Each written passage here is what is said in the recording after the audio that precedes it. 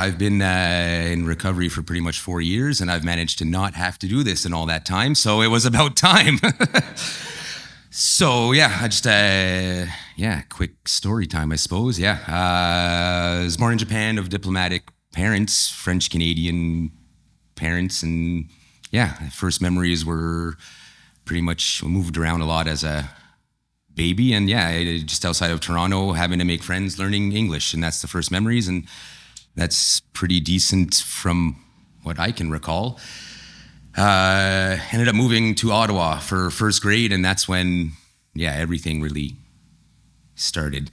One of the big things in my life, I was never hitting the educational milestones that my parents expected. So instead of trying to figure out what I was, they tried to figure out what the problem was, which it wasn't IQ, it wasn't learning disability, it wasn't anything. It was just not what I did, which caused a lot of resentment for myself because it made me feel like I wasn't accomplishing what I needed to. So that's when it started, I suppose. I didn't realize then, but a lot of testing, extra schooling, these Sylvan Learning Centers, like it was going to help me. I didn't even work in that system. So anyways, yeah.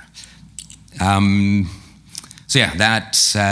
grade 6, I had already given up on schooling because I never attained the goals that my dad wanted to. And then when I broke my back and did as hard and as good as I could, it still wasn't good enough. So he ironically thinks I'm just a closet perfectionist that gave up.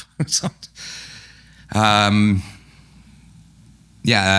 I moved for grade 7, instead of going with all the grade 6 people and friends I went to, my parents sent me to another school because the school I was supposed to go to had a bad reputation, which ironically, switching school didn't help at all. I was at this other school for 1 year, knowing that we were moving to New Jersey. My dad was being posted there, so I didn't put a lot of effort into making friends. And the easiest way to hang out with people is to join the bad crowd, I suppose. It was easy to just fit in there. And so that year was a write-off. Grade 8, it was in New Jersey. Also a write-off. I still wasn't doing much better in school, but my parents still were trying to figure out why instead of caring. Again, the easy way there was just to meet the bad crowd and get in trouble. That was the easy way to make friends, acquaintances, I suppose, really. I can't consider them friends. So that worked out okay. I was still not using for a while. And then one of the first yeses that directed my life path was, out of nowhere, just someone inviting us to go smoke a joint. And it wasn't even a thought process. And I said yes. And that was, the beginning of the end, because I think from then on, it was a daily thing. I realized how nice escaping was. Wasn't long till I introduced it to my brother. So he got on board with me and we just got into trouble together. And that was problematic. Always managed to not get in trouble. Something had our back, both of us, weirdly enough, for the most part. Me introducing him to that whole world caused all sorts of problems, and he was basically arrested at 13 in New Jersey in the classroom for, selling things, basically. And that day, my mom physically and vocally removed her love from us, and it was obvious. And then they sent us to centers, treatment. My brother was kicked out of school, ended up, trying to put us on the right path, which introduced us to more people that was the easier to follow the wrong path. So again, ironically, it did the complete opposite of what they were expecting. It introduced us to, more bad people, really. There wasn't a lot of other stories. That's where it all began. I also, the first time I drank was there too. And then, right from the get-go, I drank like an alcoholic. That next morning, I went and found that bottle in the woods, keep running away. It was a simple solution. Made it back to Ottawa, managed to go to school with my elementary best friend, tried to reset everything, start over, but that didn't work out at all. Schooling was never really my thing. I ended up going to school just to make some money. So I ended up getting kicked out. I think it was grade 13 at the time, not graduating, but I had already been accepted and paid for college. So I showed up at college without paperwork, and they took me, and I didn't make use of that. Yeah, I should have stayed there. It could have helped, but yeah, it falls in line with my belief of the education system. So yeah, I did one semester and that was it. We ended up getting pregnant, and then there was the second yes that guided my life path. Yeah, so had my first child, and really that saved me as much as I lived and used because of it, believing it was a resentment. Yeah, I don't like how I envisioned that whole part of my life, but I was there. I was at Kinder Music. I was, I raised my kids. I left good jobs to go work at Tim Hortons so that I could not send them to daycare. So yeah, I was there. I raised my kids. I was not mentally there all the time, most of the time, but I was there, and I appreciate that they saved me from the worst that I could have been. Yeah, really, like, I am so grateful for them at this point. And I hate myself for how I envisioned it all that time.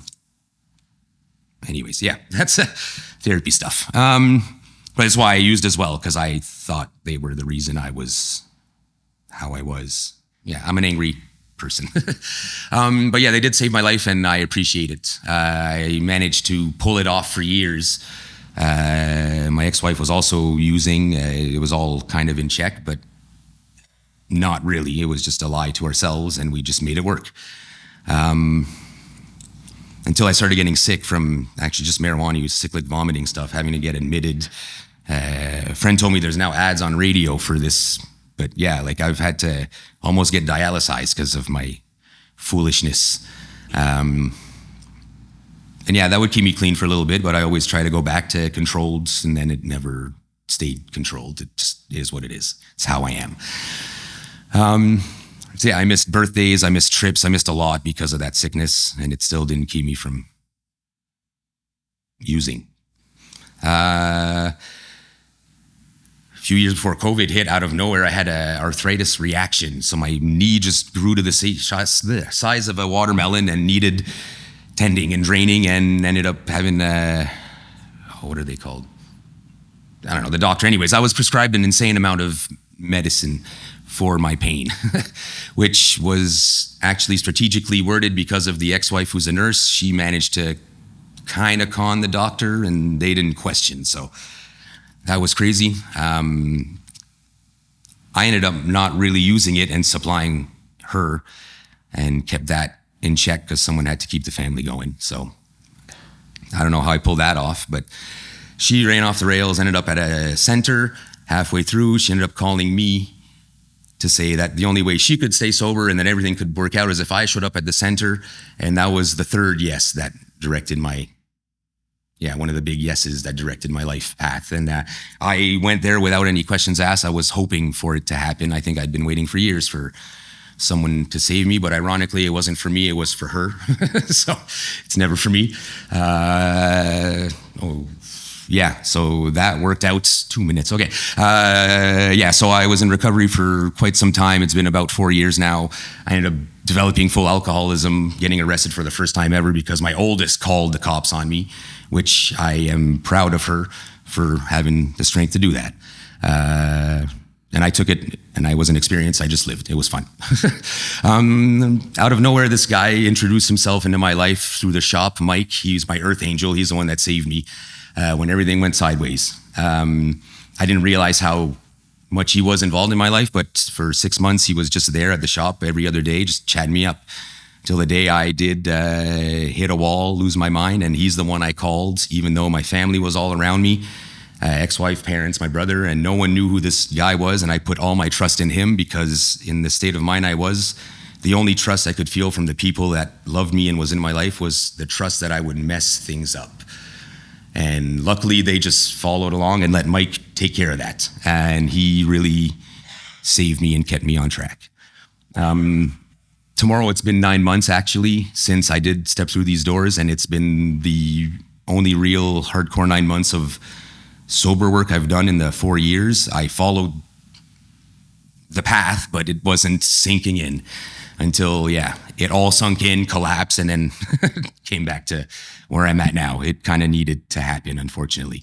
But now Mike is, like I'm at the malls with Mike at 6 a.m. with like old men at Tim Hortons, like walking the mall, it's hilarious. I'm loving it. I come from a CBT program, and they did emphasize the whole spiritual aspect is necessary. And again, in those 4 years, I wasn't spiritual. And 9 months ago when I walked through the doors, it really is what changed everything. And I find, I let God into my heart and started really praying and believing what I was saying. Maybe not the first couple of months, but I did it. Again, just like I blindly followed instructions to stay sober. But that's, I guess, how I got to where I'm at now. I am really grateful for where I'm at now. I'm a little bit upset it took so long, but it feels nice, and it feels good to be there, finally be where I feel I needed to be, which ironically, a lot of doctors question that. And I was like, you guys want, they give me an end goal, I end up at an end goal, and they're like, maybe you're too good. It infuriated me. Anyways, I think that's pretty much it. Thank you very much. And it wasn't as bad as I expected.